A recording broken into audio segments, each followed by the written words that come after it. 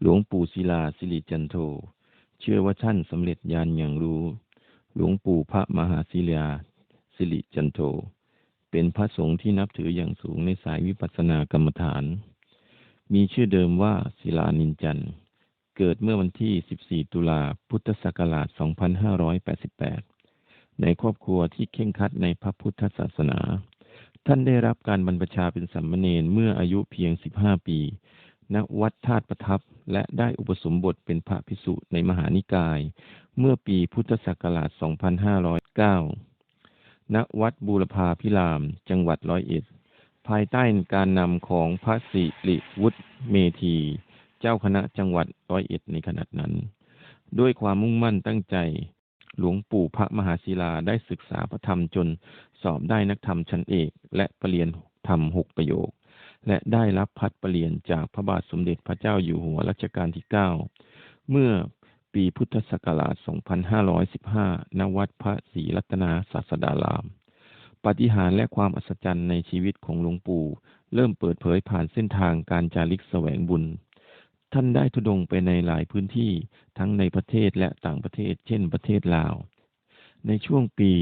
พุทธศักราช 2517 ท่านได้เดินธุดงค์ในป่าลึก และมีประสบการณ์ทางธรรมที่ยิ่งใหญ่ ท่ามกลางความเงียบสงัดและภูเขาและธรรมชาติ ท่านได้รับการถ่ายทอดธรรม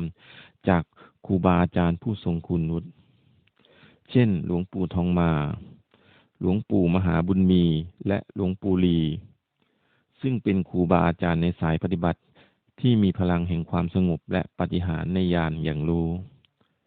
ความพิเศษของหลวงปู่พระมหาศิลายังอยู่ที่ท่านสามารถอ่านและศึกษาคัมภีร์ไบลานซึ่งเป็นอักษรธรรมโบราณของลาวและอีสานได้อย่างลึกซึ้ง ท่านได้เรียนรู้คัมภีร์หลายฉบับในสายสมเด็จรุ่น จนทำให้ท่านเป็นที่เคารพในสายวิปัสสนากรรมฐาน โดยเฉพาะในเรื่องญาณอย่างรู้เหตุการณ์ล่วงหน้า เหล่าศิษยานุศิษย์หลายคนได้ประจักษ์กับตา ถึงการที่ท่านสามารถทำนายเหตุการณ์และสถานการณ์ที่เกิดขึ้นอย่างอัศจรรย์ ตั้งแต่พุทธศักราช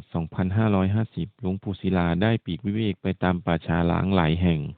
เพื่อฝึกสมาธิและปฏิบัติธรรมในสถานที่ที่เงียบสงบ จนกระทั่งท่านได้รับกราบนิมนต์จากหลวงพ่อ เจ้าอาวาสวัดโพสีสะอาด ให้จำพรรษาณวัดนั้น และสร้างกุฏิถวายท่านเป็นการถาวร การบำเพ็ญธรรมของหลวงปู่ท่านได้สร้างแรงศรัทธาให้กับ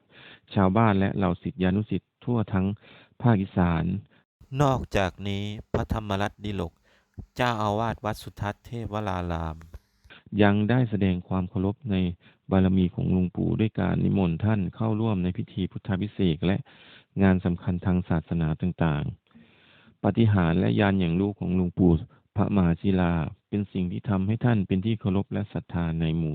ศิษยานุศิษย์มากมาย ไม่เพียงแค่ความรู้ในพระธรรมและวิปัสสนาเท่านั้น แต่ท่านยังมีพลังอันลึกลับที่หลายคนเชื่อว่าเกิดจากการบำเพ็ญธรรมอย่างลึกซึ้ง ฝากกดไลค์ กดติดตาม และกดแจ้งเตือนด้วยนะครับ